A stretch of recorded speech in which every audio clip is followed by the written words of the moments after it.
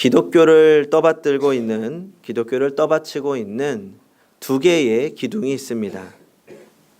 하나는 십자가이고 또 다른 하나는 부활입니다.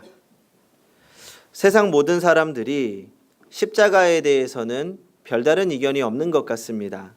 그것은 분명한 역사적 사실이기 때문입니다. 유대 최고기관인 산헤드린 회의록을 보면 6장 5절에 예수께서 십자가에 달려 죽으셨다라는 기록이 있다고 합니다. 십자가는 분명히 역사적인 사실입니다. 그렇다면 과연 부활이란 무엇일까요? 그리고 그 부활이 오늘 우리에게 어떤 의미가 있을까요? 이 아침에 부활의 현장으로 한번 가보겠습니다. 2000년 전 오늘 이른 새벽 한 여인이 아직 해가 뜨지 않은 어둠 속에 한 곳을 향해 정신없이 걸어가고 있습니다. 이 여인이 오늘 우리가 함께할 마리아입니다. 마리아는 새벽부터 예수님이 돌아가신 후에 묻혀있던 무덤을 향해 걸어갔습니다. 어쩌면 뛰어갔을지도 모릅니다. 바로 전날은 안식일이었기 때문에 마리아는 어떤 일도 할 수 없었고 예수님의 무덤에도 가지 못했습니다. 그래서 안식일 날 하루 종일 예수님의 무덤에 가기 위해 기다리다가 안식일이 지나자마자 예수님의 무덤을 향해 뛰어갔던 것입니다. 마리아의 마음에는 오직 예수님을 보고 싶은 생각밖에 없었습니다. 그렇게 급한 마음으로 무덤에 도착한 마리아의 눈에는 믿을 수 없는 일이 벌어지고 말았습니다. 무덤에서 마리아가 무엇을 발견했을까요? 예수님의 무덤 입구를 막고 있던 돌이 옮겨진 것입니다. 이것은 일어날 수가 없는 일입니다. 왜냐하면 먼저 예수님의 무덤을 가로막고 있던 돌에는 예수님을 재판했던 이 빌라도의 도장이 꽝 하고 찍혀 있었습니다. 무덤의 돌에 빌라도의 도장이 찍혀 있다는 것은 이것이 국가의 소유, 로마의 소유라는 것을 나타내는 것입니다. 로마에 가면 로마의 법을 따라라 라는 말이 있는 것처럼 로마는 법으로 철저한 나라였습니다. 빌라도의 도장이 찍힌 예수님의 무덤은 아무도 건드려서는 안 되는 겁니다. 혹여 건드리게 되면 그것은 국법을 어기게 되는 거고 벌을 받게 됩니다. 게다가 예수님의 무덤을 막고 있던 돌은 그 웬만해서는 쉽게 움직일 수 없는 돌이었습니다. 이 당시 예수님의 무덤은 이 바퀴처럼 생긴 이 납작하면서 둥글고 아주 커다란 돌로 막혀 있었습니다. 그리고 그 돌을 고정시키기 위해서 이 무덤 입구가 있으면 그 앞에 아래쪽에 이렇게 구멍이 홈이 파여 있습니다. 그래서 사람들이 옆에서 돌을 굴려서 그 홈에 끼워 넣는 거죠.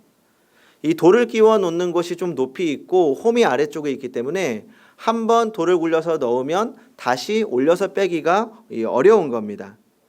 그리고 문제는 이 돌의 크기가 엄청나게 큰 것도 있지만 돌의 무게가 어마어마했습니다. 그 배자사본에 따르면 이 돌을 굴리기 위해서는 장정 20명이 있어야 움직일 수 있는 돌이다라고 말합니다. 그런데 이렇게 가운데로 홈에 파여 들어간 돌을 꺼내는 것은 웬만해서는 불가능한 일인 거죠. 그런데 이 돌이 무덤에서 그냥 치워져 있는 것이 아니라 이 원어성경의 의미를 살펴보면 종이 비행기 날리듯 집어서 내던져져 있었다는 겁니다. 그 말도 안 되는 일이 일어난 겁니다. 그 모습을 보자마자 마리아는 베드로와 예수님의 사랑하던 제자들에게 달려갔습니다. 그러면 마리아는 베드로에게 무엇을 전하기 위해 달려간 것일까요? 예전에 제 친구 목사님이 황당한 경험을 했습니다. 고난주간 특별 새벽 기도회를 해야 되는데 이 차가 없어서 어머니의 차를 빌렸습니다. 이 새벽마다 어머니 차를 타고 교회를 다닌 겁니다. 그런데 어느 날 새벽에 일어나서 밖으로 나와 평소에 다름없이 이 원격으로 차 문을 여는 버튼을 눌렀습니다. 그러면 무슨 소리가 나는 거죠? 삑 하는 소리가 나는 겁니다. 그렇게 눌렀는데 소리가 안 나는 겁니다. 그래서 이상하다고 생각하고 자신이 차를 세워둔 곳에 가보았더니 자신의 차가 없고 다른 차가 있던 겁니다. 순간 이 친구가 당황했습니다. 평소에는 굉장히 냉정하고 상황을 잘 살피는 친구인데 있던 차가 없어졌으니 당황한 겁니다. 그 친구가 맨 처음 드는 생각은 도난당했다. 어머니 차인데 어떻게 하지? 순간 많은 생각을 했다고 합니다. 그리고 자신의 차 대신에 서 있던 차 주인에게 급하게 전화를 했습니다. 친구는 당황한 나머지 새벽부터 전화해서 받자마자 도대체 내 차 어딨냐고, 내 차 내놓으라고 소리를 쳤습니다. 당연히 아닌 밤중에 홍두깨로 전화를 받은 사람은 화가 났죠. 한참을 싸우고 전화 받은 사람도 화가 나서 밖으로 나왔습니다. 무슨 상황일까요? 자동차가 견인이 되었는데 순간 그것까지 생각이 안 나고 당황한 겁니다. 다행히 친구가 전화를 끊고 나서 이성을 되찾았습니다. 이 나오신 분에게 보자마자 이 사과를 하고 죄송하다고 이야기하고 이 견인된 차를 찾았다고 합니다. 이 사람이 당황을 하면 정상적인 사고가 안 됩니다. 가장 먼저 드는 생각은 최악의 상황이 먼저 떠오르게 됩니다. 그래서 오늘 마리아의 행동이 이해가 됩니다. 마리아는 무덤에 돌이 옮겨진 것을 보고 누군가 예수님의 시체를 가져갔다고 생각한 겁니다. 하지만 마리아의 이런 생각은 주님의 말씀을 기억하지 못했던 겁니다. 혹시 기억은 했을지 모르지만 주님의 부활을 믿지 못했습니다. 마리아는 제자들에게 달려가 그 사실을 전했습니다. 누군가 예수님의 시체를 훔쳐갔다고. 이야기를 들은 베드로와 제자들도 난리가 났습니다. 스승의 시체를 가져갔다는 소식을 듣고 한 걸음에 달려갑니다. 도착한 베드로의 눈에도 옮겨져 있는 돌이 보였습니다. 베드로는 떨리는 마음으로 예수님의 무덤에 들어가 보았습니다. 예수님의 무덤에서 베드로가 발견한 것은 무엇입니까? 무덤을 들어간 베드로의 눈에 보인 것은 세마포와 수건이었습니다. 세마포는 시신을 싸는 천입니다. 그리고 수건은 시신의 얼굴에 올려두는 용도로 사용합니다. 그런데 이 세마포와 수건이 있던 모습이 좀 이상했습니다. 예수님을 싸고 있던 세마포가 그 자리에 그대로 놓여 있었고 수건은 성경을 보면 따로 한 곳에 잘 놓여져 있었다고 이야기합니다. 우리가 이 말을 접하게 되면 예수님이 누워 계시던 곳에 세마포가 있고 수건은 다른 한쪽에 멀리 떨어져 있는 것으로 생각하기가 쉽습니다. 그런데 이 원어 성경의 의미를 살펴보면 특별히 이 수건의 모양이 그냥 따로 한 곳에 이렇게 접혀져서 개켜놓아져 있는 것을 말하는 것이 아닙니다. 이 모양을 살펴보면 원어를 보면 수건이 이렇게 모양을 하고 있는 겁니다. 그러니까 속에 있는 건 빠져갔는데 겉에 수건은 그대로 모양을 이루고 있는 거죠. 동그랗게. 이게 무슨 의미입니까? 예수님께서 모양이 흐트러지지 않게 조심스럽게 빠져나온 걸까요? 아니면 예수님이 그 모습 그대로 부활하셨다가 다시 내 자리 잘 정리해야지 하고 그대로 수건을 올려둔 걸까요? 아니죠. 예수님의 시체가 마치 연기처럼 사라져버려서 예수님이 있던 그 자리에 있던 세마포와 수건이 모양을 그대로 유지하고 있던 겁니다. 혹자가 이야기한 것처럼 예수님께서 십자가에서 기절하셨다가 일어난 것이 아니라 예수님이 부활하신 것을 증거하는 겁니다. 바로 기적이 일어난 겁니다. 그런데 여인과 제자들은 그 모습을 보고도 예수님의 부활을 믿지 못했습니다. 제자들은 걱정하며 돌아갔고 마리아는 주저앉아 버렸습니다. 한참을 울다가 혹시나 하는 마음으로 무덤을 다시 살펴보았습니다. 그런데 마리아의 눈에 이상한 것이 보였습니다. 분명히 아무도 없던 예수님의 무덤에 흰 옷을 입은 두 사람이 예수님의 시체가 뉘어 있던 곳 양쪽에 앉아 있었습니다. 천사들이었습니다. 천사들은 마리아를 향해서 왜 묻느냐고 묻자 마리아는 그들을 향해서 예수님의 시체를 누군가 가져갔다고 이야기합니다. 그 말을 하고 뒤로 돌아서는데 누군가 서 있었습니다. 바로 예수님이셨습니다. 마리아도 어지간히 센스가 없죠. 그때쯤 되면 상황을 파악할 만한데도 전혀 눈치채지 못합니다.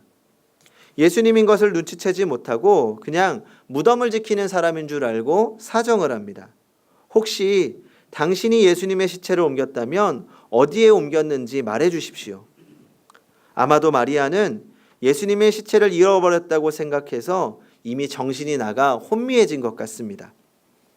그런데 그 순간 마리아의 귀로 믿을 수 없는 소리가 들렸습니다. 마리아야. 바로 예수님께서 마리아야 하고 부르시는 순간 마리아의 눈이 밝아졌습니다.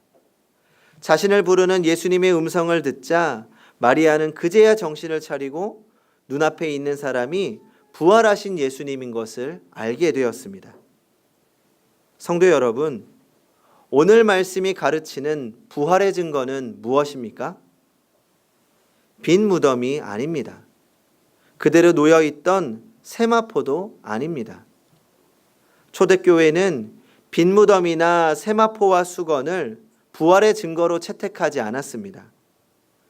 오늘 마리아가 부활을 믿게 된 이유는 무엇입니까? 부활하신 주님을 직접 만났기 때문입니다. 사람들은 쉽게 믿지 못합니다. 누군가 나에게 금송아지 한 마리가 있다고 이야기하더라도 그것을 쉽게 믿을 수 없습니다. 그것을 보면 그제야 믿을 수 있습니다. 만약 지금 예수님이 부활하신 증거가 새로 나왔다고 이야기한다면 그 증거가 증명되고 전 세계 매체에서 떠들어댄다고 하더라도 과연 그 사실을 믿는 사람들이 얼마나 될까요? 누군가 우리에게 예수님의 부활을 말하더라도 우리는 그저 이해할 뿐입니다.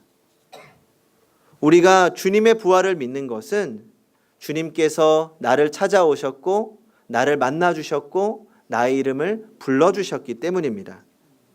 부활의 증거는 바로 우리가 만난 예수님입니다. 때로는 의심이 우리의 눈앞을 안개처럼 가릴 때가 있습니다. 예수님이 부활하지 않았다고 이야기하는 사람들이 있습니다. 말도 안 되는 사실을 증거로 들이밀기도 합니다. 또 너무나 힘이 들 때면 예수님이 정말 나와 함께 하시는지 의심이 들 때도 있습니다. 하지만 그때마다 우리는 기억해야 합니다. 마리아를 향해 불렀던 그 음성을 나에게 들려주신 예수님, 그분과의 만났던 뜨거운 시간을 기억해야 합니다.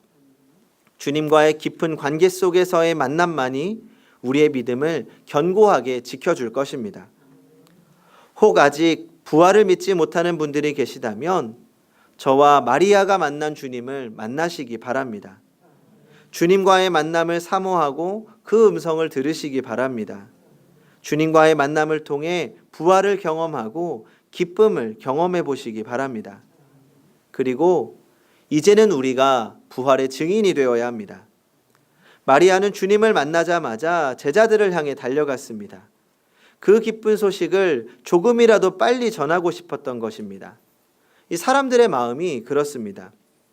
전 재미있는 영화를 보면 항상 다른 사람들에게 추천합니다. 내가 그 영화를 보면서 좋았던 감정을 내가 좋아하는 사람들도 같이 느끼기를 원하는 거죠. 또 맛있는 음식을 먹어도 사랑하고 좋아하는 사람들이 생각납니다. 이 맛있는 음식을 나만 누리는 게 아니라 다른 사람도 경험해 보면 좋겠다는 생각이 들기 때문입니다. 그래서 아내나 동생, 친구들이 저를 굉장히 귀찮아하기도 합니다. 그렇게 좋으면 너나 보고 너나 먹으라는 거죠. 하지만 이 좋은 것을 어떻게 저만 누리겠습니까? 좋은 것을 경험한 사람은 그 좋은 사실을 다른 사람에게 숨길 수가 없습니다. 그리고 사랑하는 사람들이 같이 경험하기를 바랍니다. 우리 교회가 지난주부터 복음전도 훈련을 시작했습니다. 이 광명옥 선교사님이라는 분을 모셨습니다. 이분은 이 90년대 말에 강남에 있는 그 큰 사랑의 교회에서 이 전도단을 만드신 분입니다. 그리고 지금은 나이가 70세신데 지금도 여전히 해외와 국내에 다니면서 선교 활동과 전도 활동을 하고 계십니다. 사실 이 복음 전도 훈련이 우리에게는 조금 어색한 이야기입니다. 너무나 당연한 이야기를 듣기 때문입니다. 그래도 또 조금은 힘들더라도 우리가 함께 도전해야 될 중요한 부분이라고 생각합니다. 아무튼 이제 첫날 훈련이 끝나고 이 잠깐 선교사님과 이 차 한잔하며 이야기를 나눴습니다. 그런데 그 잠깐의 시간이었는데 이분이 얼마나 복음의 열정이 대단한 분이었는지 느껴졌습니다. 그러니까 복음을 전하지 않고는 견딜 수가 없는 겁니다. 나를 만나주신 주님을 전하지 않고는 견딜 수가 없는 겁니다. 주님을 만나서 너무 행복했던 것을 사람들에게 전하고 싶은 거죠. 그러다 보니까 그 마음이 상대방들에게 전해지는 겁니다. 단순하게 예수님을 믿으세요가 아니라 그 주님이 나를 얼마나 행복하게 했는지를 전하니까 그 행복한 마음이 전해지는 겁니다. 그래서 많은 분들이 그 행복을 전달받고 기쁨을 전달받고 나도 한번 믿어볼까? 나도 예수님 믿으면 저렇게 행복해지는 건가? 라는 생각이 드는 겁니다. 그래서 우리도 먼저는 부활의 기쁨이 우리 안에 가득하기를 기도해야 합니다. 그리고 그 기쁨이 나의 사랑하는 이들에게 전해지기를 기도하고 또 그들에게 전해야 합니다. 주님께서는 우리를 부활의 증인으로 부르셨기 때문입니다. 성도 여러분, 오늘은 부활절입니다. 만약 주님이 부활하시지 않았다면 우리가 이곳에 있을 이유가 없고 우리가 그 사실을 믿지 않는다면 더 이상 여기 머물 이유가 없습니다. 이미 믿음 생활을 하신 분들은 오늘 아침 다시 한번 부활의 주님을 만나는 기회가 되기를 바랍니다. 그리고 오늘 부활하신 주님과 함께 살기로 결심하시는 분들은 마음의 결정을 내리십시오. 그분에게 나아가시기 바랍니다. 지금도 살아계시며 우리와 함께 살기를 원하시는 그분을 만나시기 바랍니다. 기도하겠습니다.